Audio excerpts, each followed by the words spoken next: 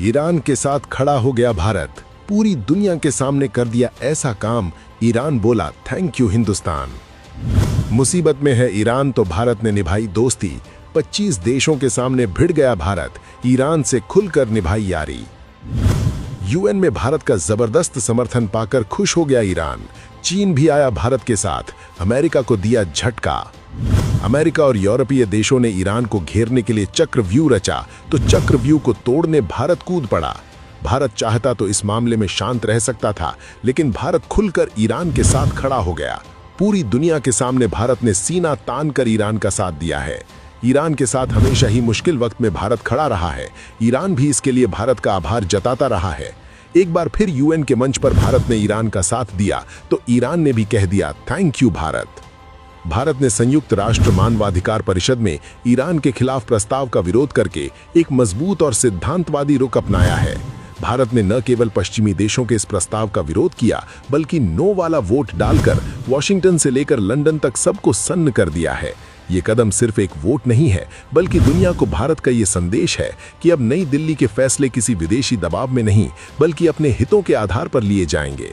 दरअसल पश्चिमी देश पिछले कुछ समय से ईरान में चल रहे विरोध प्रदर्शनों को लेकर उसे अंतर्राष्ट्रीय स्तर पर अलग थलग करने की कोशिश कर रहे थे।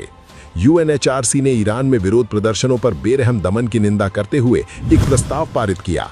इस प्रस्ताव में 25 देशों ने समर्थन किया, जबकि 7 देश इसके विरोध में आ गए, जिसमें भारत और चीन शामिल थे, और इसे पश्चिम का प्रोपोगेंडा बताया।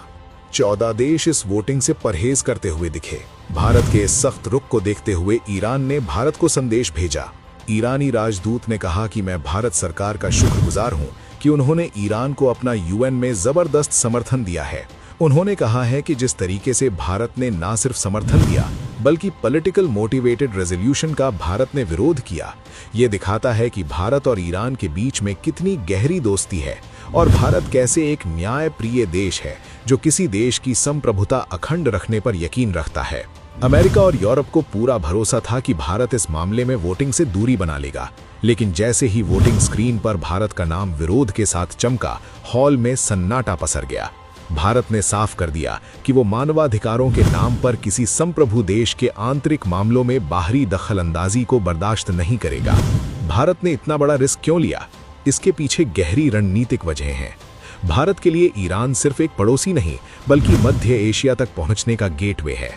ईरान में स्थित चाबहार पोर्ट भारत का एक ऐसा ड्रीम प्रोजेक्ट है जो उसे पाकिस्तान को दरकिनार कर अफगानिस्तान और रूस तक सीधा रास्ता देता है। इसके अलावा ऊर्जा सुरक्षा के लिहाज से भी ईरान भारत का एक पुराना और